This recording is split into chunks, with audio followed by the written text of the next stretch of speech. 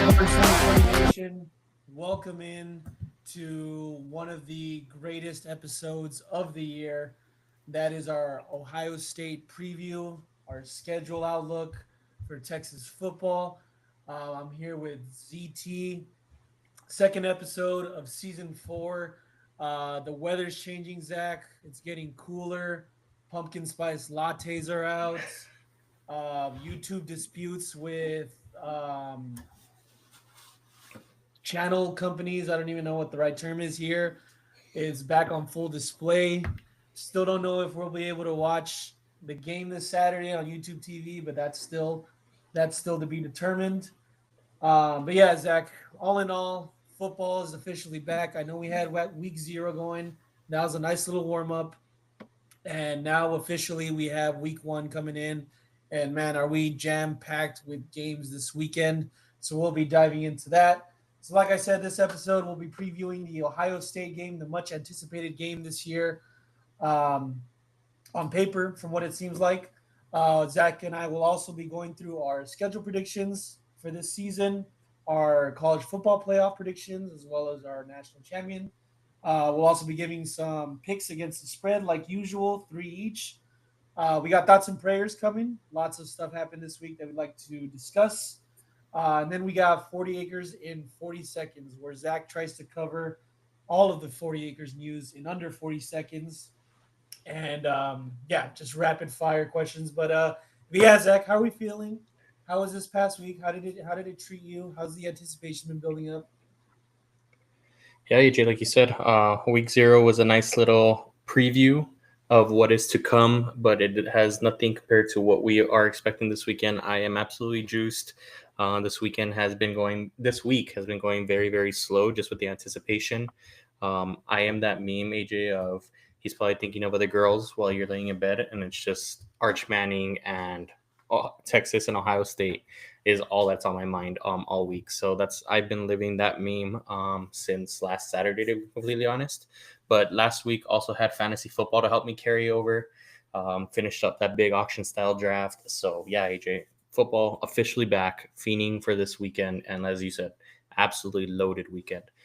Sarah asked Yeah. me, "What are we doing for Labor Day?" And then I just looked at her very puzzled and was like, "I think our plans are already set." What do you mean? She's like, "Oh, what time is Yeah. the Texas game?" And I was, "Oh, it's at 10 or at 11 our time." She's, "Oh, so we'll be done by like 3." Yeah, no, but that's not the end of our night, and that's definitely not the end of the weekend. Sunday also jam packed. Yeah, AJ, football is back, and we'll talk a little bit about that and thoughts and prayers because football season came back pretty quickly for Sarah. Yeah. Yeah. I mean, there's definitely a learning curve. Um, so I don't blame Sarah, but at least at least she wants to spend time with Yeah, yeah, I'm not complaining. Yeah. you. Yeah. Yeah. That's. Um, but yeah, Zach. I was gonna ask real quick. Who did you draft first overall? I mean, I know it's an auction style, so Yep. who did you just pay up for? Yeah, my main gets this season were Christian McCaffrey. I did go Oh, with the highest player in terms of salary in Jamar Chase. I did also end up with Brian Thomas and Jonathan that's Taylor. So that's my core four there. Didn't leave myself much salary for everything else, but ended up with Rasheed Rice. I thought I was guaranteed 4 games. No longer am. He suspended 6 games. If you guys didn't hear, yeah. so thoughts and prayers there to that. But I have Stephon Diggs, so glad to hear that Cardi B is no longer a thing and his focus is primarily football. And I'm feeling good about that one. Yeah. No more of that pink stuff. No more. Um, but that's good. Yeah. Did you have a good weekend, EP? Did you warm it up for me for this weekend? Yeah, AJ, it's uh, vibes immaculate, honestly, and I think you're gonna have a great one.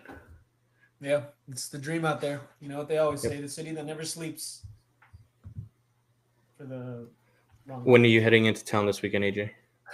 Driving in on Friday. Yeah, going in for a baby shower. So yeah, yeah, I'm spending Nice, some time nice. there. But yeah, I mean, like you said, Zach, fantasy football. That's the key indicator for when football is coming back. So all the drafts coming in, super excited. But yeah, let's go ahead and dive right into this Ohio State preview. And you talked about it this week, just dreaming about Arch. So have I. The press conferences this week, Zach, have been golden. Arch Manning with one of the most iconic quotes I think a Texas quarterback has ever said. And Yep. for those of you that don't know, a reporter reached out. I believe I'm not even gonna guess which name or which reporter it was, but he said, like Arch, are you worried about Texas being the team that everybody has the target on? Targets on your back at all times. So it means basically going to get the best version of every team they play. And Arch said, no, not worried about that. If anything, we have a red dot on everyone else, something along those lines. But Zach, I mean, I hate to sound like that guy, but that quote just gave me chills, and I was like, "Yep, it's our year. It's officially our Yep. year. Yeah, We're here." AJ. I mean, I can't think about a guy that's starting his era just with so much confidence, so polished in terms of PR. Um, yeah, this guy is just a guy that you want to lead your football team, and we are extremely blessed. And as you said, yeah, when he said that, when you guys sent it, like I said, I've been living the meme just every single night. I ain't thinking about anything else but Arch and the boys. Yep.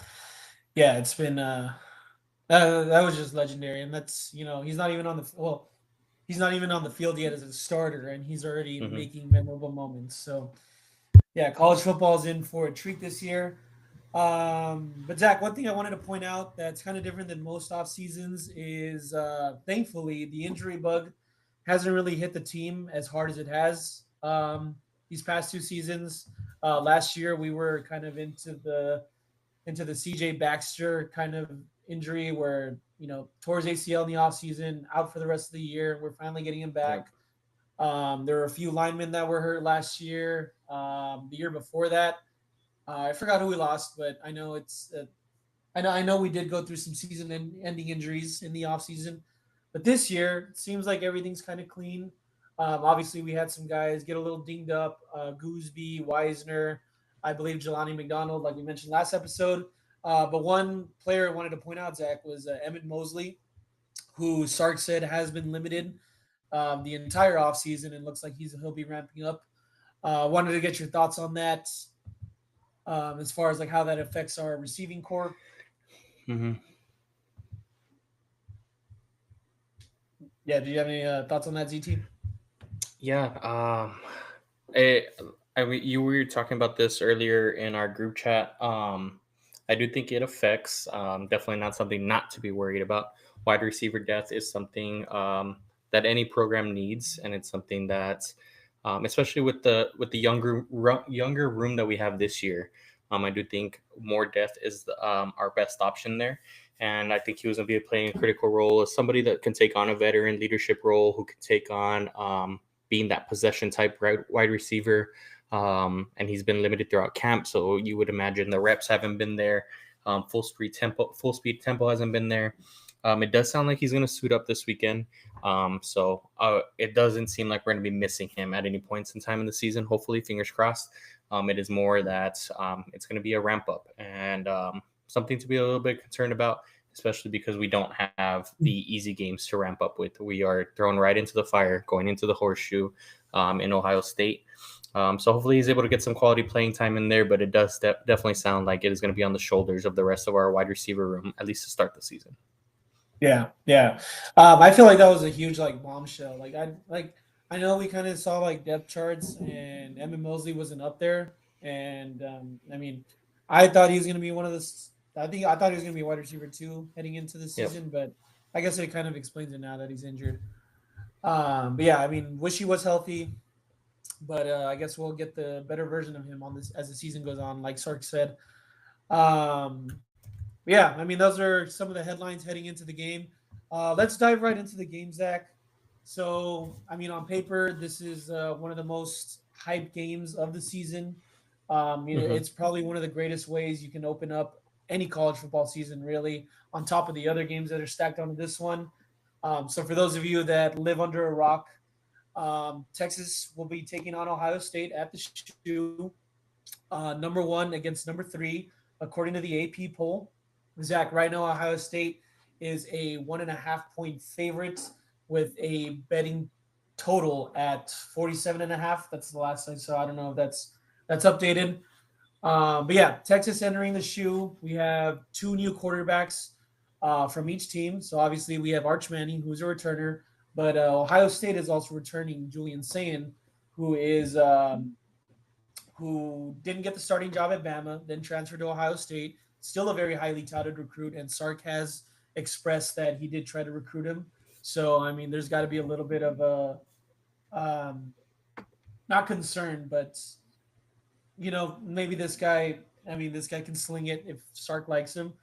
So that's one thing. Obviously, we have the electric Jeremiah Smith from Ohio State, who was one of the best receivers last season and put up, I believe, over 1,300 yards.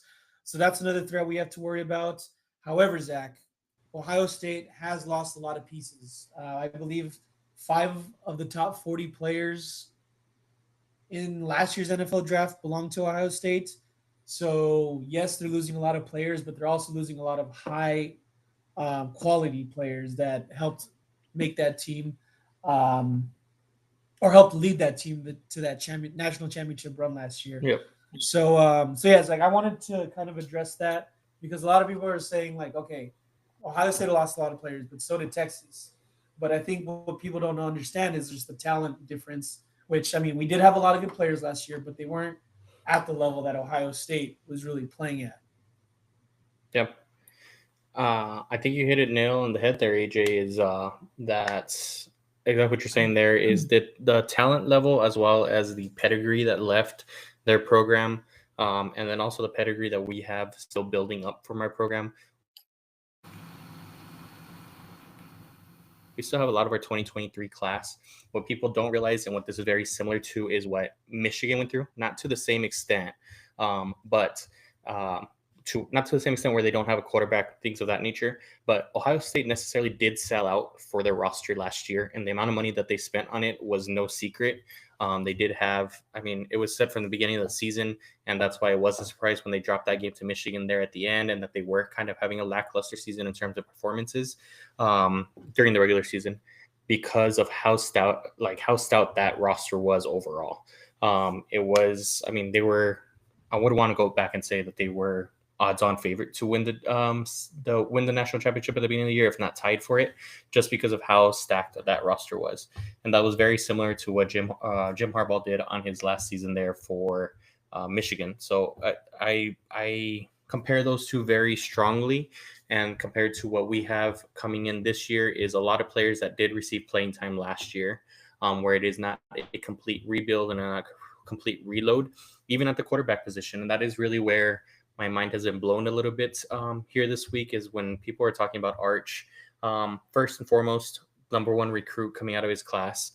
And then, so I don't know if I've seen that many doubts for a number one overall recruit of like, well, we don't know what he's going to be. We don't know why they're hyping him up this much. And then also the fact that he did get playing time last year. It is not like this is going to be his first ball game. It is not like this is going to be his first, I mean, even Power 5 opponent. He played Mississippi State last year. He played in big time crunch plays against Texas A&M. So yeah, it does puzzle me a little bit when you're talking about him and Sayon being in the same conversation. I think it is in completely different worlds. Julian Sayon may be as touted as everybody says, or talent and touted as everybody says, but yeah, I think experience is going to pay through both on defense and on offense. And yeah, I do think the talent lies with Texas on this side compared to what it did last year. Yep, and if you want to go to the Cotton Bowl last year, I mean Arch did play against Ohio State, so he's technically returning in a way. Mm-hmm. So not his first time playing Ohio State, but yeah, I mean, just the talent gap is extremely wide, more wide than people think, especially on the Ohio State side. Yeah. Um, and yeah, I mean, like I mentioned, Ohio State, in my opinion, was kind of gutted from top to bottom. I mean, you look on offense, their two-star running backs drafted, their quarterback obviously drafted, their defense completely gutted. Sawyer's no longer there, thank God. So is Cam Williams no longer on Texas's roster, thank God. Um, JT Tuimalau, I don't know how to say his last name, also not there. Lathan Ransom, just they've lost so many players on the defensive side. And they played at such a high level last year, Zach, that I'm not even really remotely worried about our offense um, coming through for these guys. So yeah, it's just there's so much production that Ohio State needs to make up for, and it's way more than what Texas has to make up for. So yeah, I completely agree with that. Zach, let's get a little bit into our score predictions for the game. So this is the do or die moment for the both of us. I feel Yep. like this is a I don't know. I really don't know what you're going to say here, and quite frankly, I don't think I know what I'm going to say here. So we'll let you go first, if that's okay. Yeah. Yeah. What do we Me got? personally, AJ, I want to lean. I honestly want to lean to a score game. I'm drawing a Oh, lot of comparisons to Michigan. That Ohio State's not going to be a bad team overall. And this isn't a slight on them, even in the least amount. I do think it's just going to take time for them to come together as a team just because of how much turnover there is. Yes, they're still key players, like a Caleb Downs, like a Carnell Tate, but there is a lot of drop off in terms of their skill position rooms and running backs, even in quarterback, and that does take time. And exactly how Texas was able to take advantage of that against Michigan, that's what I'm fulfilling. That's what I'm feeling here in this one. So I'm gonna go ahead and have Texas 31-20. 31-20. Oh, so that's kind of a higher scoring game too. Yeah, I do think it's going to start off low scoring, to be completely honest. So I do think there's going to be some value, but I can see the boys getting rolling. The way Sark develops plays again, when you need a team to mesh, you don't want to have a lot of confusion. You don't want to have a lot of motion where it relies a lot on communication. That's what Sark pushes Mm. defenses for, is to be able to communicate and pass off, and to be having that many new starters on your defense, it's going to be difficult. So that's where I'm hoping our edge is. Okay, okay. So I like the take. Um, don't want to say I don't know why, Zach, but the whole week, the numbers that have been speaking to me is like 28-17 Texas. I Mm, think this is going to be a low scoring game. Obviously, both offenses are going to take some time to get acclimated.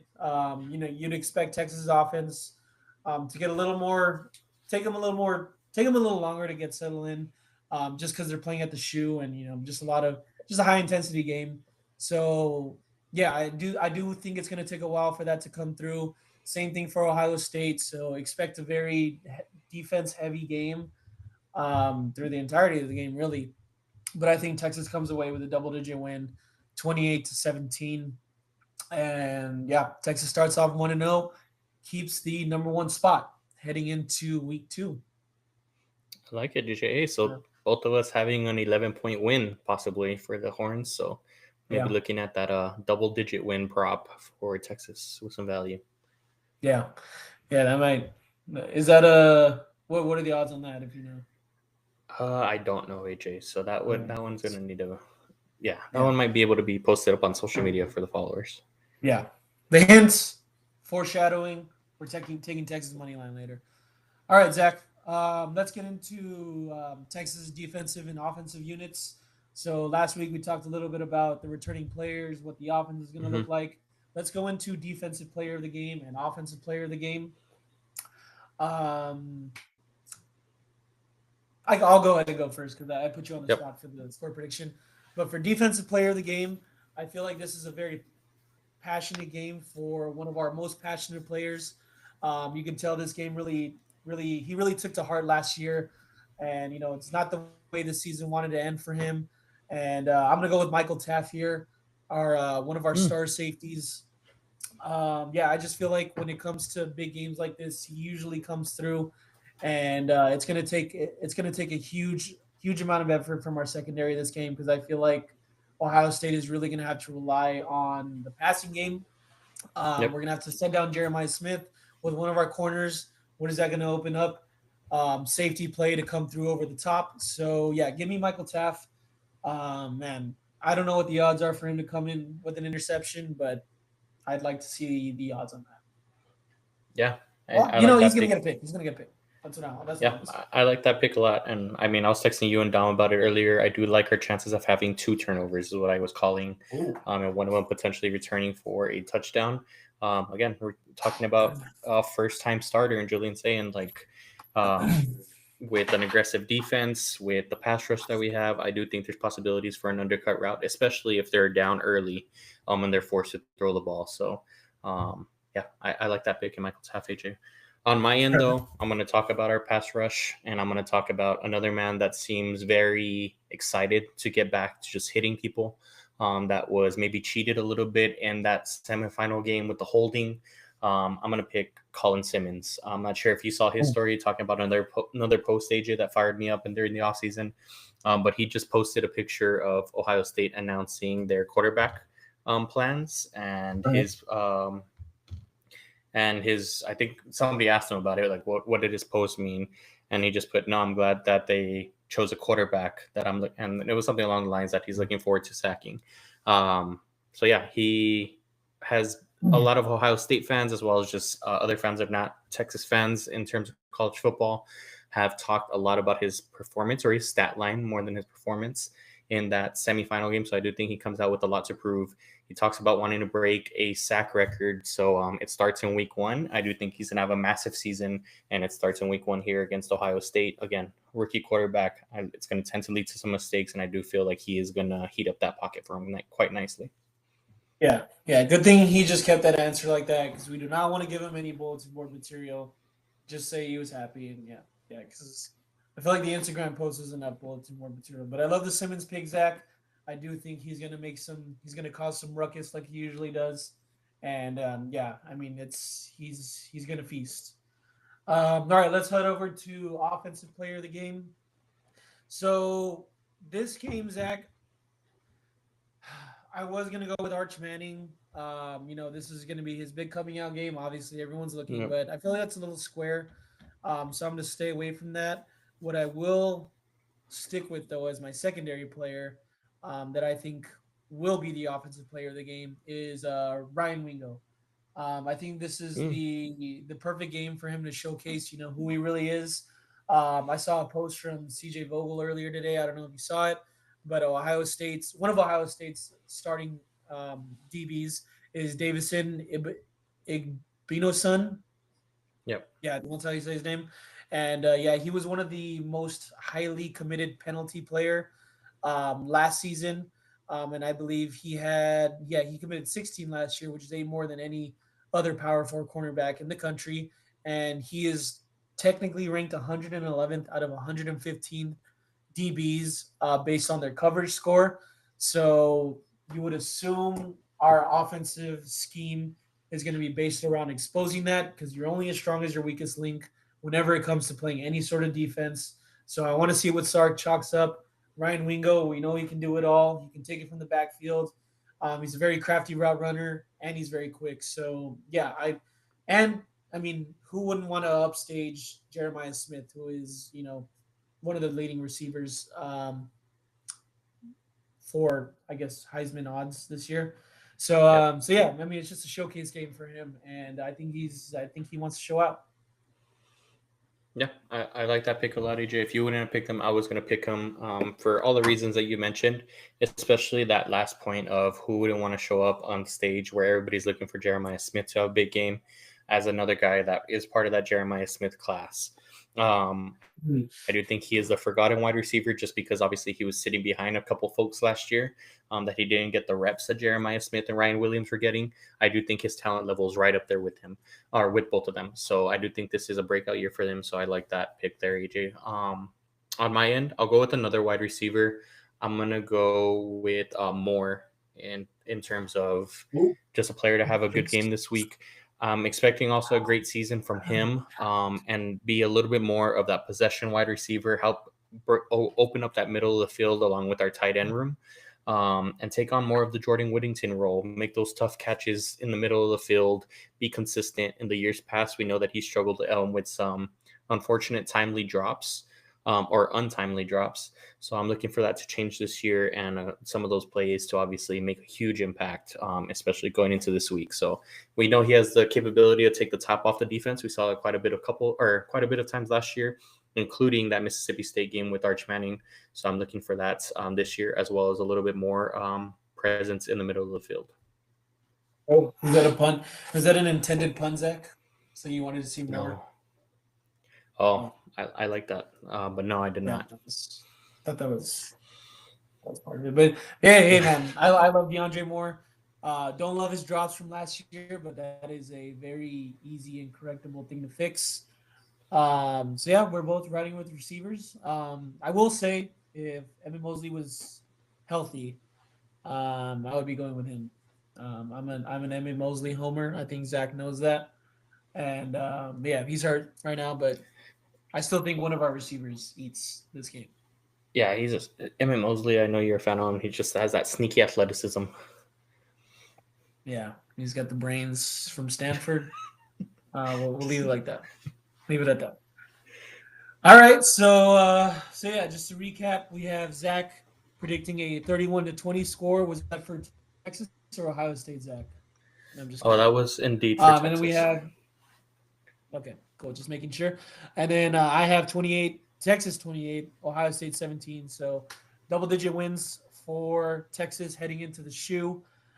Defensive player of the game, we have Michael Taft and Colin Simmons. And then offensive player of the game, we have Trey Wingo and DeAndre Moore.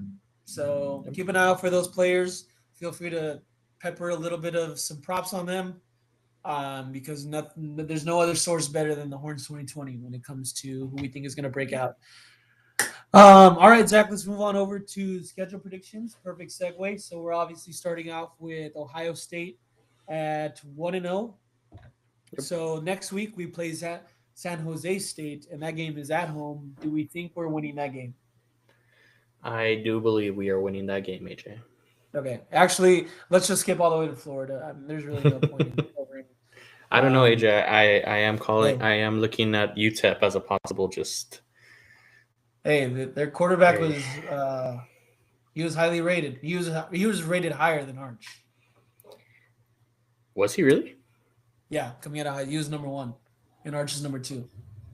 Oh, I thought they were in different classes, and Arch was number 1 in his class. Well, anyways, I was joking there. I just wanted to give a shout out to UTEP. Yeah, we can skip to Florida. All right. So yeah, we have San Jose State, UTEP, Sam Houston State. We're all looking at a 4-0 record by the time we head on over to Gainesville.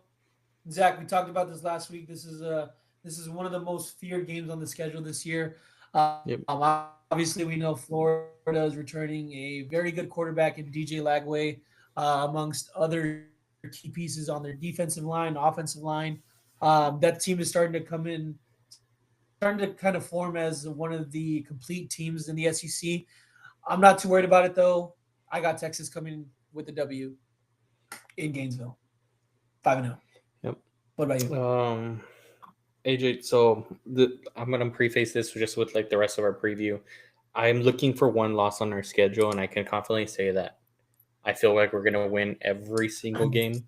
I do think we have chips on our shoulder on our biggest games in terms of Georgia, even in terms of OU. I do think we're owning that series, and that's going to continue this year. But I'm looking for one loss, and as you said, this is one of the scarier games, especially because it's earlier in the season, so I don't foresee DJ Lagway being hurt. That if I'm going to give ourselves a loss, I'm going to give ourselves a loss here in Gainesville. So I'm going to go loss. Yeah. Oh no, Zach! All right, so you have 4-1. I got 4-0. Yeah, I mean, I tried to look for the loss in this game too, Zach. I just don't see it. Texas is just all around miles better than Florida, yep. But I mean, it's in Gainesville. It's a very, very hyped game. Possible college game day by the time we get there. I feel like that's and then there's a little bit of rust, like coming off a bye week, playing very easy opponents. Prior to that, true. I feel like there can be a little bit of a rust there in traveling to Florida. So that's where my worry is. Okay. All right.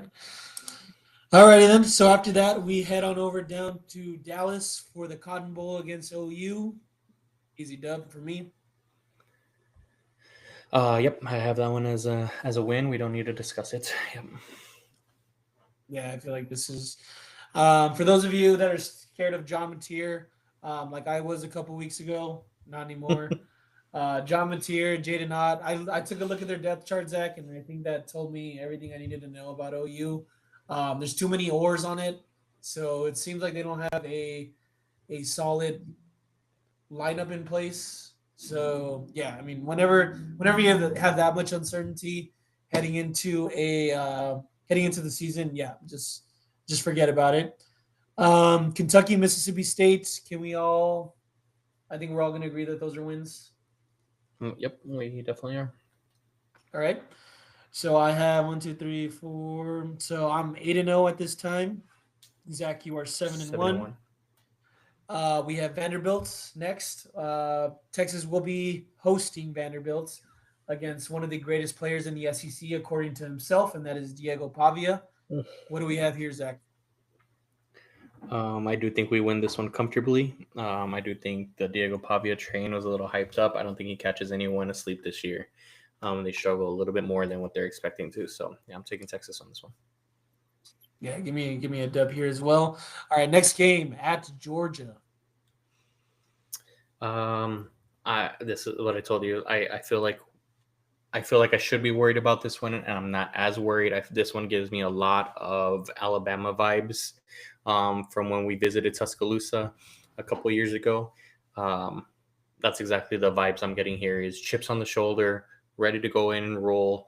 Obviously, not the quarterback that Georgia probably feels extremely comfortable with Gunnar Stockton.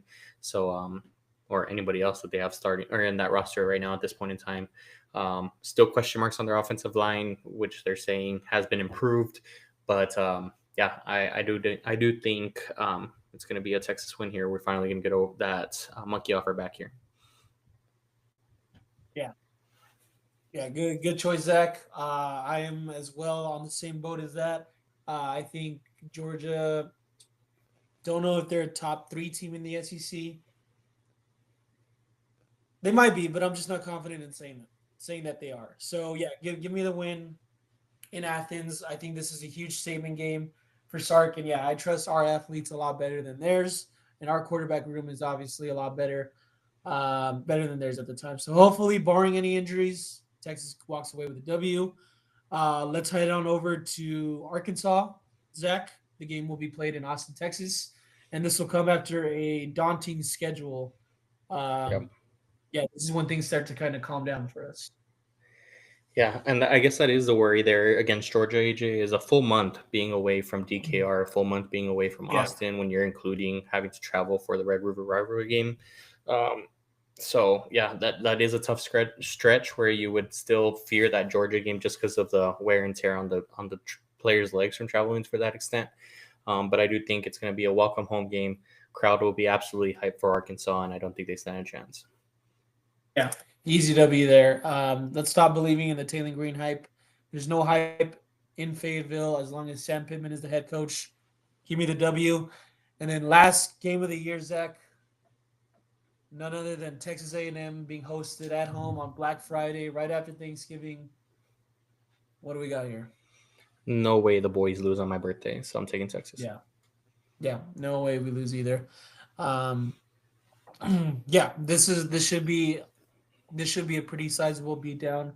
A&M probably going to start off hot like they usually do, or hot by their own standards. But yeah, in the end, Texas is going to walk away with an easy W. All right, so I have 12-0. Zach has 11-1. That should qualify us for the SEC championship. Zach, do you think we win the SEC if we make it to the game? SEC championship. I do. Yeah, I do, and I hope it's against somebody that we haven't seen. AJ, I hope it's an LSU for that matter. I know we saw Alabama a couple of years ago, but I hope it's Alabama, LSU. It's not somebody that's already on our schedule, to be completely honest. So I want to get a full taste of the SEC, especially because I do think we are the class of the SEC this year. Yeah. I think whoever we play against, I think Bama, LSU. Yeah, I think we're gonna end up playing one of them. But yeah, either way, I think we're gonna make it. Everything's gonna be cool. What about games, Zach? Are there any possible games that you are looking to attend this season? Yeah, AJ. Well, I will be Gonna get completely in there. honest. So there is going to be a couple that it's going to vary just based on the game day. You can probably expect me there for pretty much all the tailgates except one. To be completely honest with you, I will Oh, be there for that first San Jose State game. I don't know if I'll go to the game. It'll be based on ticket prices at that point in time, but we'll be there for the tailgate. AJ, we've talked about it. It seems like all the boys are on board for UTEP yep, weekend, September 13th. So that is definitely yep. one, and that is definitely one we're buying tickets for. Um, and then other than that, I don't see myself going to any other games except possibly Vanderbilt the Saturday after Halloween. But again, we'll be there for the tailgate, and then we'll determine if we're going to games or getting any games tickets after that. What about yourself? Nice. Nice. So yeah, UTEP game, that's for sure. Um, I think that's pretty much it. I'm kind of just saving all my marbles for either a bowl game or one of the CFP games. Mm. Or sorry, Yep. the SEC championship or one of the CFP games. I think Zach, I'm at that point where if they go to the Rose Bowl, I might just have to full send that. Watching a game there is on my bucket list. I don't know. I if I'm gonna watch a Rose Bowl game, Longhorns got to be in there. So yeah, I think I'm gonna do that. But yeah, no other game really catches my eye. I mean, obviously it'd be fun to go to Georgia. It'd be fun to go to Gainesville. What else? Yeah, I mean the Texas A&M game would be good, but yeah, Yeah. Well, so far Texas A&M just is just on the ticket prices on that one, AJ, on another level. I'm not sure if you've seen them. Um, yeah, still in the I five think cheapest hundreds. one I saw the other day was like $600, $700. So that is, yeah, it's a steep price, but we'll be in Dallas Fort Worth area. I apologize, that weekend, so it won't be Yeah, making it to that home game. So that is the one that I will yeah, not be at the tailgate for. But as you said, it would be fun if there is a miracle in terms of funding that hits our bank account. It would be yeah, fun to go to Athens. It would be fun to go to Gainesville. I just don't think that's in my future this year. yeah, yeah. I'm saving those games for like Alabama. Obviously Baton Rouge. That's Mm-hmm. also a bucket list kind of thing for me. And yeah, I'd rather wait till next year to kind of spend big on those. So Yep. yep, yeah, I feel like we'll be playing Georgia pretty often too. So that'd be cool. All right, so we have a 13-0 record prediction for myself heading into the college football playoff. That should be an automatic qualifier. Zach, you have Texas at 12-1. Let's hear your college football playoff prediction. And we're gonna go all 12 teams here. So get Yeah. ready. I think we can skip on the ranking, AJ, just for listening purposes for our Yeah. audience. Okay. So obviously we're gonna go ahead and pencil in Texas. We're gonna have Number Texas, one. Penn State. We're gonna have Clemson. We're gonna have um, Oregon. So what is that? One, two, three, It's four. four. We're gonna have LSU at 5. We're gonna take Ohio State in there as well, 6. I do think we get an additional team out of the ACC this year. Um, and I do think it's going to be between SMU and Miami. I'm going to take Miami to get back in here. They've been developing that program. I think it's finally their time to go ahead and break through here. So I do think Miami gets in. What is that, 7? Was I at 7 or 8 there? Yeah. Yeah. It's 7. Yeah. Okay. I'm gonna go ahead and have Ole Miss come back in. I just feel like Lane Kiffin is constantly slept on. Obviously, we're not fans or anything of that nature, but I do think there's not enough respect on Lane Kiffin. I just think he has a constantly good team. They do have quite a bit of an NIL budget where that roster stays consistent year to year. So I'm picking Ole Miss to get in. I do think the Big 12 will be a toss up all over again. Iowa State, Kansas State did not look good, so I'm not picking them. So I'll go ahead and just have Arizona State to get back in through there. It's terrible. Yeah, that was a terrible opening game. And then we talked about it, but I do think Florida is the scariest matchup on our schedule, and for that reason, I'm going to have them in. And then I think that leaves me with our non-Power 5 team. And just for the sake of having fun, I'm going to be putting UTEP as the play from our non-Power 5 team. Hey, Scotty Walden, he's got that shit Scotty rolling down Walden. in El Paso. Yeah. Yep. Yeah, you never know with that guy. So yeah, UTEP, very bold choice there, Zach. I mean, they got the 5-star quarterback, like we mentioned. So Got the 5-star. It's not a hot take. Not a hot take. All right, for myself, so top 12, kind of similar to yours. I'm gonna go Texas at 1, Clemson at 2, Penn State at 3. So that's 3. I'm gonna go with the runner-up of the SEC at 4, and with that, I'm gonna say it's going to be. This might bite me in the ass later. No, I'm gonna go with LSU. LSU at the 4 spot. I'm gonna have Arizona State win the Big 12, and they will fit the 5th spot. I'm gonna go. Actually, sorry, forget the order. Notre Dame's gonna finish before Arizona State. So yeah, Notre Dame, Arizona State. I'm going to pencil in Alabama this year. I think they're going to make that. Miami as well. Last year we kind of had a sleeper team with Indiana making it. Zach, I kind of like Illinois in this case. I think they have a squad to do it. And yeah, they just might creep in there.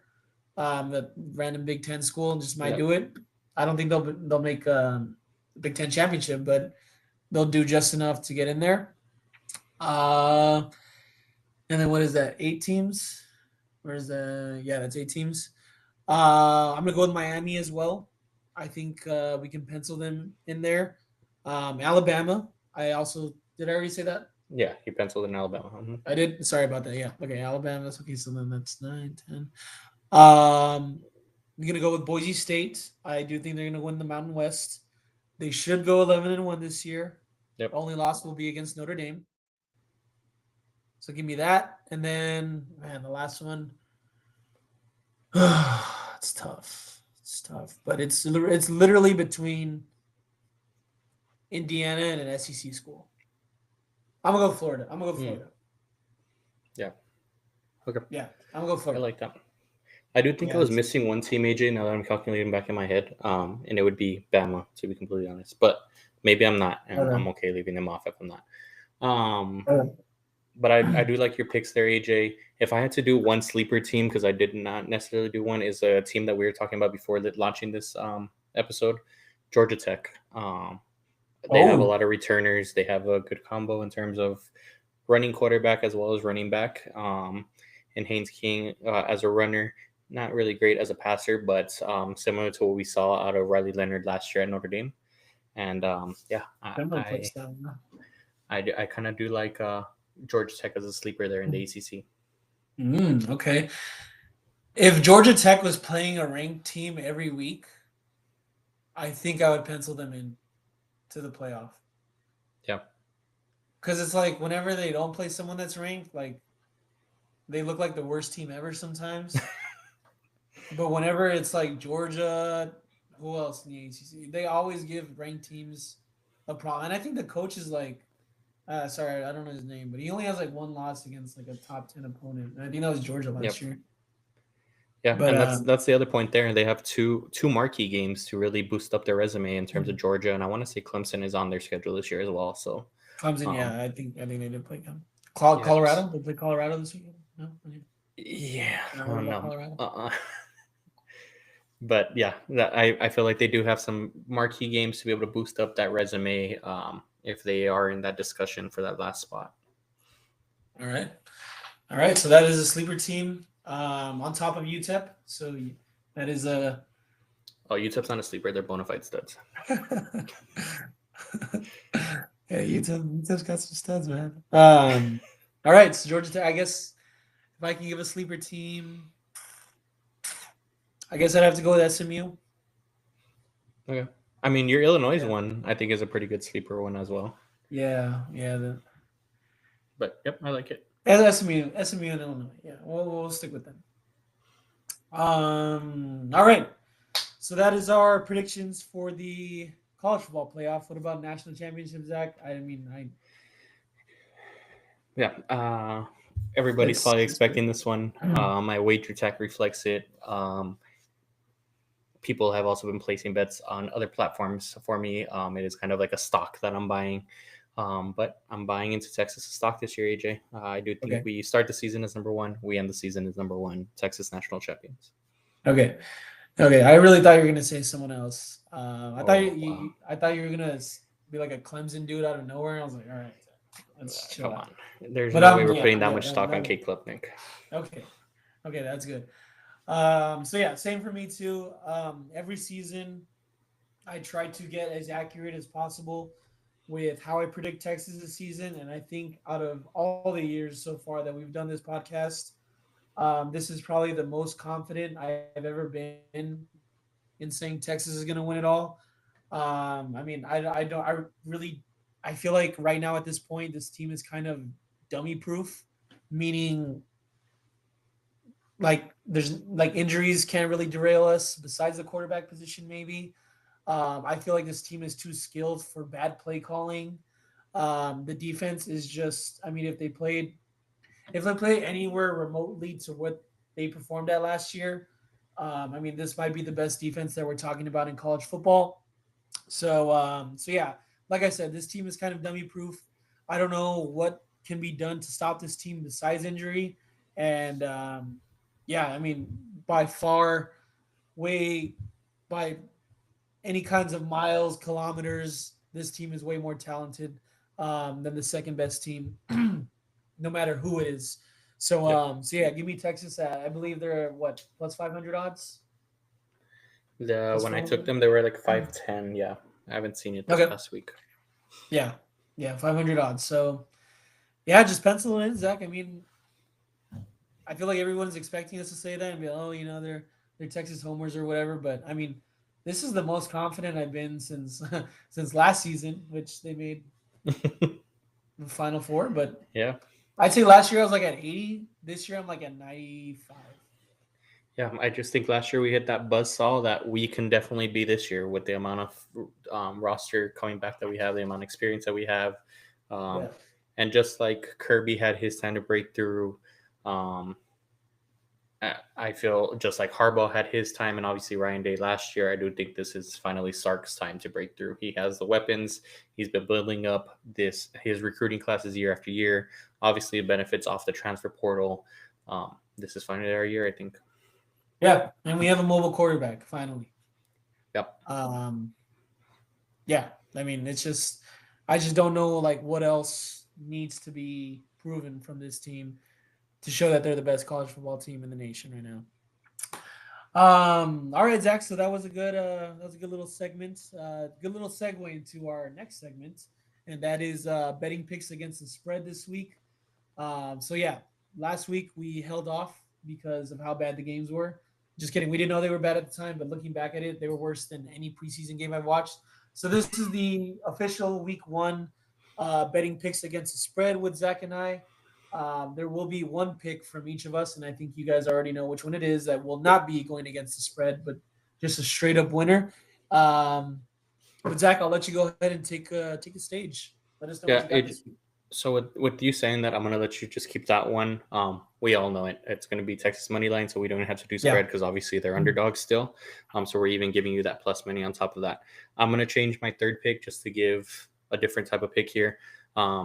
To back to what I had earlier in the night, Georgia Tech. So I'm gonna take Georgia Tech minus 4.5, or it might have jumped already to 5. So we'll determine that right now.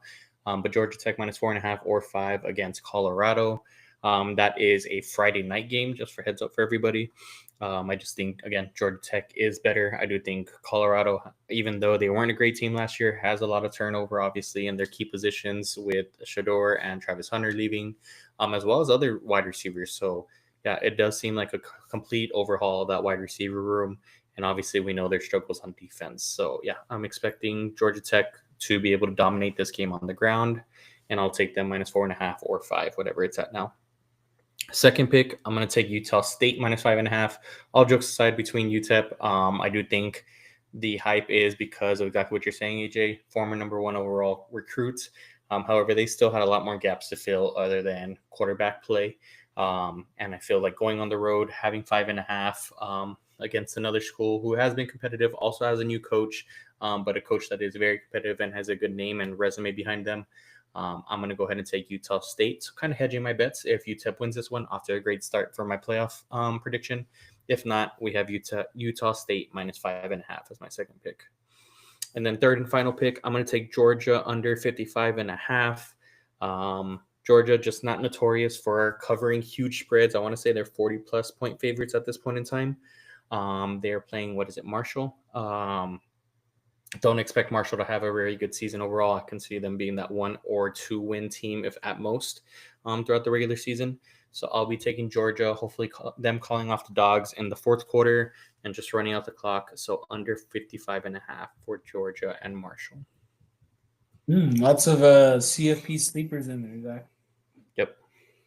Yeah, there you go. All right, so on my end, obviously, like I said, Texas money line, that is the lock of the week. Obviously not biased. I do not run a biased sports podcast. So yeah, give me Texas money line.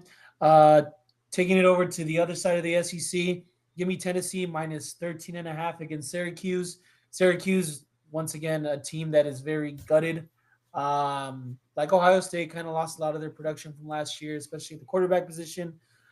Tennessee also did lose their starting quarterback, but this quarterback, I believe, it might be slightly better than Nico, and Nico's not very good in my book. So yeah, it's not very hard to be better than him. I do think he gets it done against Syracuse this weekend, so give me the 13.5. And then for my last game, I'm going to take Charlotte plus 4.5. People might be like, all right, why are you taking Charlotte? Such a random team. But Charlotte actually basically took the entire Ohio team from last year who won the MAC conference, and they got some studs on their team. And to see that kind of production translate against App State this weekend, I mean, App State kind of middle of the pack American team, but Charlotte should have all the weapons to get it done. I do think they keep the game close, maybe lose by a field goal, but I do have confidence in them winning. So if you want to sprinkle a little money line in there, yeah, give me the Charlotte 49ers. Is that what they were? I want to say they are, yeah. Yeah. Are they minors? I don't know. Who cares? But Charlotte, give me them to cover the spread against App State. Nice, AJ. I like that one. Yeah, Non-power fine pick there. Yeah, exactly. You too. We gotta diversify our portfolio. Sorry. Yep. Alrighty then. So that covers our betting picks against the spread. Real quick, Zach, we got to bring one of the OG segments just because a lot has happened this week, and I'm gonna break them down real quick. And that is our thoughts and prayers segment. So for those of you that don't know, thoughts and prayers, we shout out basically all the biggest losers from this past week, and yeah, we just give them our thoughts and prayers. So first one, I'm going to take this problem that happened overseas, Zach, and that's the quarterback of Kansas State, his family, Avery Johnson. His brother and his dad were caught on camera brawling after the devastating loss to Iowa State in a parking lot. Yeah, just an overall terrible look for the Johnson family. Didn't know that they were didn't know that they were beefing with each other that much, but yeah, I guess that's just what losses and some pints do to you, huh? Yeah, that was a tough look for the boys, and their PR statement wasn't the best of all time either. So tough looks for Avery Johnson and the fam. Yeah, releasing a PR statement, that was crazy. I mean, I don't know about you, Zach, but I don't know there were that many people that cared about that. I mean, it might just only be Kansas State fans that cared, really. Yeah, and they were apologizing to alumni and the team and just NCAA. So yeah, it was a pretty funny one. Yeah, I mean, stadium fights are the best. Yeah, family stadium fights. Now that's where we take it up a notch. Yep. Yeah. All right. So if y'all have take it over to the next one, sorry. But if y'all haven't been keeping up with the news, Travis Kelsey and Taylor Swift just announced their engagement. So shout out to them. We'll give them a quick round of applause. But yeah, one person I want to give my thoughts and prayers to for this is the lawyer that has to write up the prenup for them too. It's going to be a long list of things, buddy. And whoever you are, our thoughts and prayers are with you. And we hope you don't get carpal tunnel by the end of writing that. So yeah, I mean, who knows what's going to go in that? Zach, do you think Travis Kelsey will be able to fly private jets to Chiefs games now? Oh yeah. I mean, I'm not for private jets myself, AJ. I'm more of a go green type of guy. But if that's what he chooses to do, that's what he chooses to do. But happy for the lovely couple. I guess there's a couple different thoughts and prayers that you can factor into this one. Yeah, let's hear it. Let's hear it. Could you possibly even say thoughts and prayers to the fans? Like most of her great music comes from breakups. Now she's happily in love. Does music take a step back? What are we looking at there, right? So maybe a thoughts and prayers there. Thoughts and prayers to Travis Kelsey's career. I do think this is the final season now that this is official. So thoughts and prayers to his career, Hall of Fame worthy career. So I think that's another one you can add into that mix. And AJ, my favorite part of all of this, and they talked about it on a different podcast, was Taylor Swift having to tag Killa Trav in her engagement post is just all time. When you just think about like who Taylor Swift is and what she represents and just her stature, and then she has to tag Killa Trav. I mean, that's pretty comical. He's got to change that name. T Kelsey or something. I don't know. Yeah, that's pretty funny. Forgot about that, but yeah, I mean, shout out to them. I know there's a lot of people that want to hear that news. Zach, you think this proposal would have happened if they won the Super Bowl, but they got their teeth kicked in? So yeah, I guess this had to wait a full off season. Yeah, I'm actually surprised it didn't come out like with the album. To be completely honest, I'm surprised that it wasn't like two. I'm surprised it wasn't one announcement in all. And instead it was two announcements separated by in 2 weeks. So yeah, the real winner of this, Roger Goodell. Yep. Sales are going to increase for Chiefs games and Chiefs shirts. So yeah, that's what he drew up. All right, and my last piece for thoughts and prayers before I hand it over to Zach for 40 Acres News in 40 seconds. For those of you that watch Love Island like myself, the winners of season 7 of Love Island, Amaya and Brian, announced their breakup today.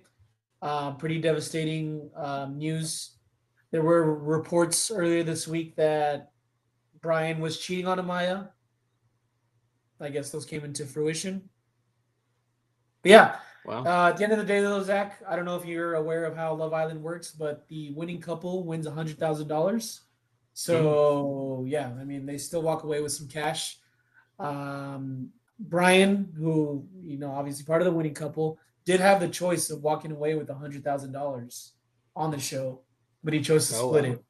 So, I mean, I don't know if it's still organic as it seemed to be, but yeah, for them to break up, pretty shocking. But yeah, Love Island took a spill this week. Yeah, I will say, AJ, that is not one that I'm in tune with. All I know about it is that it's become a pretty big go to the bar and watch type of deal, and very trendy in that nature. But yeah, thoughts and prayers. One couple getting engaged, the other couple ending their marriage. So yeah, thoughts and prayers to them. Yeah, I can feel you judging me, Zach. And let me tell you, it was a long summer. It was a long off. It's been a long off season, right? I had to get into something. Yeah, no, I completely respect it, AJ. My brother's also in on it. I'm not judging whatsoever. Okay. But for some of us, I'm judging myself. We've been watching quarterback, golf, MMA. That's just how some of us roll, but it's fine. I did have one more thoughts and prayers, AJ. One more. Go for it. And it's going to be to all girlfriends and to all wives. Football season is here. I mentioned it at the beginning, but I think even though we've been talking about it, even though we've been hyping it up, even though we've been excited for weeks, for months now, football season is here. You can kiss most boyfriends and husbands goodbye for Saturdays and Sundays all the way up until February at this point in time. Yep, I 100% agree with you there, Zach. Yeah, and just to throw one more in there, one more thoughts and prayers to my dry August. I have not drank since August 2nd. I will be cracking my first beer at 10 a.m. Mountain Time in El Paso, Texas for the game. So I'm completely looking forward to that. But yeah, my weight loss journey coming to an abrupt end this Saturday. AJ, how was the dry, what is it, 25 days? 28 days. It was exactly 28 days. Oh, okay. It's going to be 28 days. Oh, that's right. Because I'm saying 25 days today. Yeah, you're right. Okay. Yeah. It was eye opening, Zach. I think I mentioned this a few seasons ago when I did Dry January, and I've started levitating. I begin to read minds now. Just everything feels more clear to me. I have the answers to things. See, and I feel the opposite when I enter my my alternate personality because of alcohol. I feel like I unlock different powers. Yeah, so I don't know. Maybe I need to try the dry month, but now that football season here, it's definitely need to wait till at least February. Yeah, it's a good reward to look forward to because it's like, all right, game day. I haven't had a beer in so long. Yeah, that's Mount Rushmore beers is. Haven't had a beer in X amount of days. Yeah, and you open that first one. Yeah, it's gonna be majestic. Well, but congratulations, AJ. But all right, most of us can do that, so congratulations. Oh, thank you. Yeah, it was a health decision, Zach. Load management, as they say. Yeah. All right, then. So that is our first official thoughts and prayers of season 4.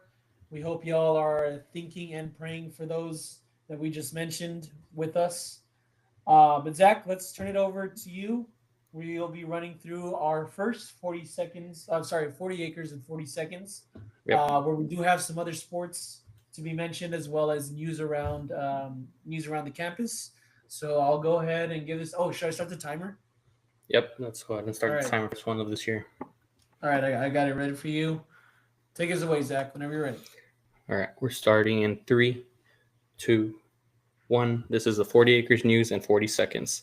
So our number 5 volleyball team is starting the opening strike classic in Madison, Wisconsin. They played Friday night against number 12 Creighton, and on Saturday night against number 8 Wisconsin. Key returners Alice Swindle, Emma Halters, and Carrie Spears is the number 1 overall recruit, which is Marcus Spears' daughter, for those who are familiar.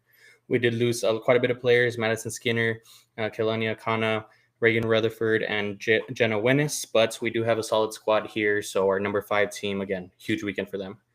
Our soccer team not off to a great start. Also not the highly touted team.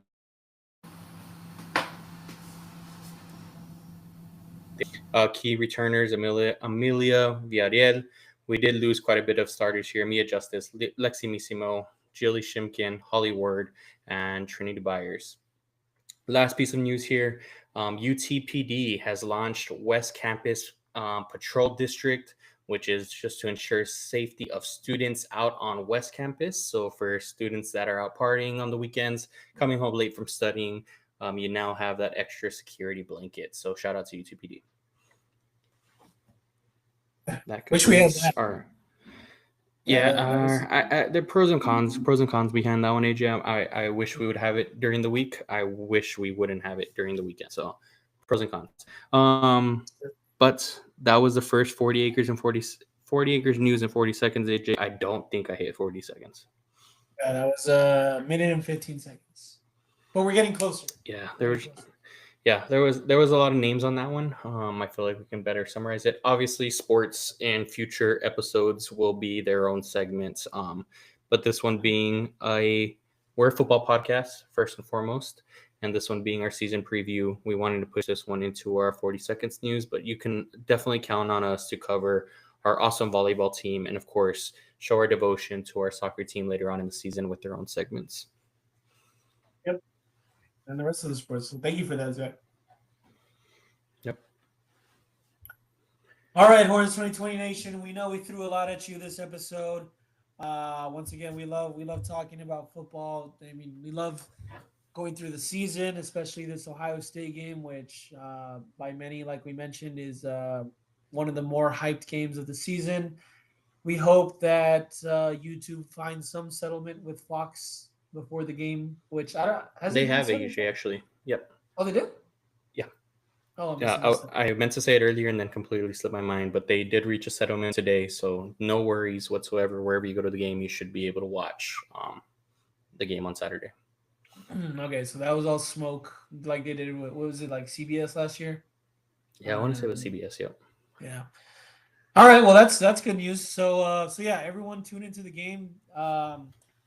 College Game Day is going to be there. Big noon kickoff. The game will be televised on Fox. So yeah, instead of thinking it was ESPN, and yeah, this game means a lot, Zach. This is a clash of the networks, clash of the conferences, really. So this game is much bigger than just Texas versus Ohio State. It's North versus the South. I know that's a rivalry. Yep. Yeah, I won't get too much more into that, but but yeah, it's gonna be a good rivalry renewed. And I'm talking about Texas versus Ohio State because there's been a lot of good matchups between the two. So yeah, we hope y'all tune into that. We hope y'all tune into volleyball and soccer. Keep rooting for them, and yeah, we appreciate y'all tuning in to the official season prediction Ohio State preview for Texas football. We'll see y'all next week for episode 3 on the recap. And we hope y'all have a good weekend. And hook 'em. Hook 'em.